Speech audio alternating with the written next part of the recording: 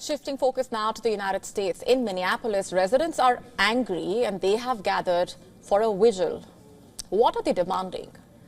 They want government accountability after a U.S. immigration officer shot and killed a woman during an enforcement operation, an incident that is now raising urgent questions about the use of force and immigration policing in the United States at this point. The woman, identified by local media as a 37-year-old, was shot inside her car as immigration officers approached and attempted to open her door. Video footage showing one masked immigration and customs enforcement agent firing 3 times as the vehicle of that woman begins to pull away. And as the car and the driver is shot at, it veers out of control, crashes into parked vehicles. The woman was later seen slumped inside the wrecked vehicle, bleeding heavily. She died at the scene. What?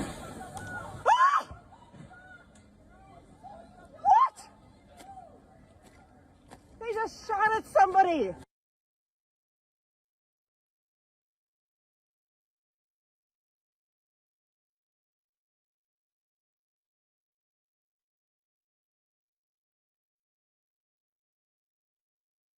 I hear 3 gunshots, and then I hear a car crash, and then I come out out the house. I see this lady hugging the victim. It's the lady's wife. So the wife is hugging her victim, hugging her wife and stuff like that. So what exactly happened in those moments, and what does that tell you about the state of America at this point? Federal authorities saying the officer acted in self-defense. Homeland Security Secretary, in fact, called the incident a tragedy and avoidable, but then later went on to describe the incident as an act of domestic terrorism, accusing the woman who was killed of weaponizing a vehicle.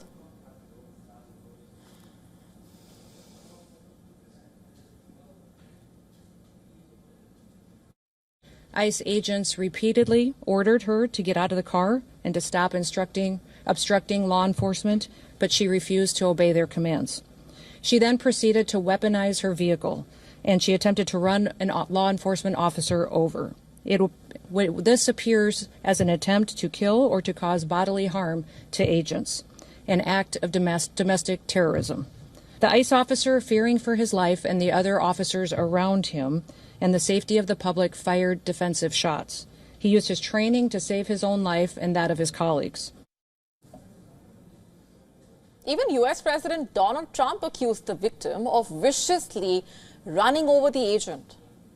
But then local leaders there sharply reject that account. The mayor, Jacob Frey, accused the Trump administration of mischaracterizing the incident, urging the federal immigration officers to leave the city. The Minnesota governor, meanwhile, called the federal response propaganda, pledging a full, fair and expedited investigation.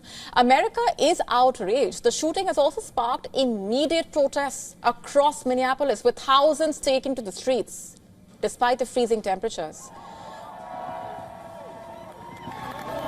For far too long to this country, and it was the native people.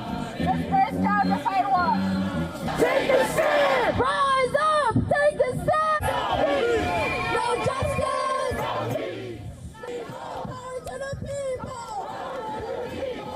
The demonstrators carried signs demanding an end to federal immigration operations in the city.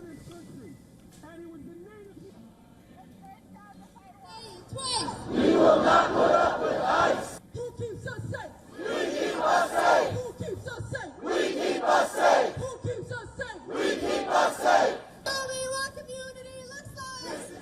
Community looks like. The woman's killing after 9:30 a.m. was recorded on video by witnesses. The shooting quickly drew a large crowd of angry protesters, and by evening, hundreds were there for a vigil to mourn her death, urging the public to resist immigration enforcers. Some held signs opposing the immigration agency and chanted, "No Trump, no troops, we will not put up with ICE." Listen in. Show me what community looks like. This is what community looks like. Show me what community looks like. This is what community looks like. No Trump, no Trump, no truth, no truth. Twin Cities ain't Lincoln. Vamos en la lucha. And in New York, people carried out protests against the immigration agency. On social media, netizens expressed outrage. Critics questioned, where does one even draw the line between law enforcement and violence? And at what point does an attempt to flee become a lethal threat? I want to thank you for being a real New Yorker. Estamos en la lucha. Escucha. Estamos en la lucha. Ice out of New York. Ice out of New York. Ice out of New York. They are separating children.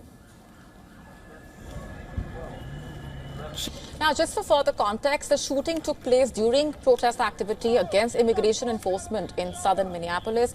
Remember, the agents have been at the forefront of the Trump administration's aggressive deportation drive, which basically aims to remove what the officials describe as millions of undocumented migrants. In order to do so, the Department of Homeland Security, in fact, has expanded recruitment, adding thousands of new agents.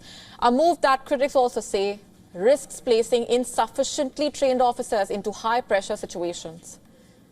And as for the victim herself, here's what we know so far. As per reports, she was a U.S. citizen. She had no past legal issues aside from a traffic ticket, reportedly.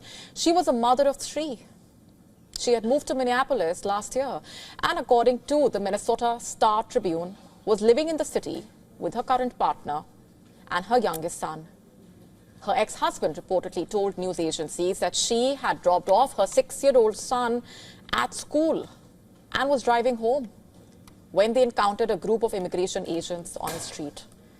So even though the Trump administration officials have tried to label her as a radical leftist and a domestic terrorist, quote unquote, her ex-husband says she was not an activist and never participated in any protest. For now, investigations are underway. Protests continue, but America, and especially Minneapolis, continues to mourn. To stay up to speed with the latest news, download the WION app and subscribe to our YouTube channel.